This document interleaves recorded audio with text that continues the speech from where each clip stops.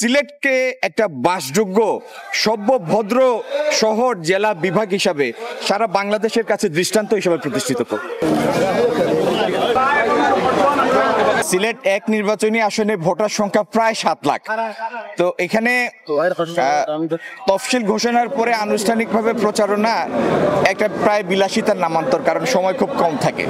তো প্রচারণা তো আসলে দীর্ঘদিন থেকে চলমান, কিন্তু আজকে থেকে ইনশাল্লাহ আমরা পূর্ণ গতিতে প্রচারণা চালাবো। সেই জন্যই ধানের শীষের বার্তা আমরা সিলেট ১-এর সর্বশ্রেণীর মানুষের কাছে পৌঁছে দেওয়ার জন্য আজকে আনুষ্ঠানিকভাবে এই উদ্যোগটি নিয়েছি, যাত্রা শুরু করেছি। ১৫-২০ বছরে দেশের মানুষ ভোট দিতে পারেনি, তো মানুষের সম্মতির ভিত্তিতে কোনো সরকার ছিল না। সেই কারণে এই রাষ্ট্রের উপর এই রাষ্ট্রের মানুষ মালিকানা হারিয়ে বসেছিল। সেই মালিকানা গণতান্ত্রিক উপায়ে প্রাতিষ্ঠানিকভাবে পুনঃপ্রতিষ্ঠা করার সময় এসেছে।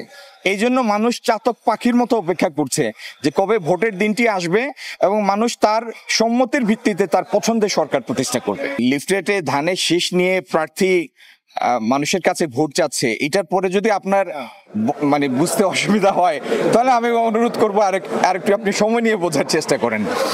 আমার মনে হয় যারা ভোট দিবে এবং যারা ভোট আমরা চাচ্ছি, আমাদের কাছে বার্তাটি অস্পষ্ট না, স্পষ্ট। ধানের শীষের প্রার্থী হিসাবেই আমি মানুষের কাছে যাচ্ছি। সর্বশেষ বিএনপি সরকার ক্ষমতায় ছিল ২০০১-০৬। সেই সময়ে অবকাঠামোর যে নাটকীয় অগ্রগতি হয়েছিল সাইফুর রহমান সাহেবের সময়, তখন এখানকার সংসদ সদস্য এবং অর্থমন্ত্রী ছিলেন, সেইগুলির মেনটেনেন্সও হয় নাই পরবর্তীতে। তো আমরা বিগত সময়ের বিএনপি সরকারের ধারাবাহিকতায় ১৯৭৯, ৮২, ৯১, ৯৬ এবং ২০০১-০৬ আমরা যে অর্থনীতি যেটি জড়সড় অবস্থায় আমরা পেয়েছি, জরাজীর্ণ অর্থনীতি, এটির আমূল সংস্কার আমরা করব। সিলেটে এবং সারা দেশে কর্মসংস্থানের ব্যবস্থা করব। বিপুল যুবক, আমরা এই সাউথ এশিয়ার মধ্যে রেশিও অনুযায়ী ইউথ আনএমপ্লয়মেন্ট বাংলাদেশে হাইয়েস্ট, সেই বেকারত্ব আমরা দূর করব ইনশাল্লাহ।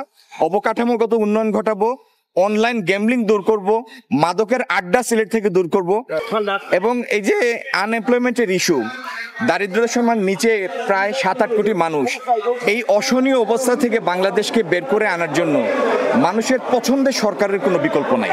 আমি মনে করি মানুষ দীর্ঘ প্রতীক্ষার পরে একটা বিরাট পরিবর্তন ঘটিয়েছে এবং মানুষের আকাঙ্ক্ষা অনুযায়ী মানুষের সন্তোষ মোতাবেক একটি স্বচ্ছ, স্বাভাবিক, অংশগ্রহণমূলক নির্বাচন হবে এবং যে নির্বাচনের মাধ্যমে মানুষ তার পছন্দের নেতৃত্ব, দেশের দেখভালের দায়িত্ব তাদের কাছে অর্পণ করবে।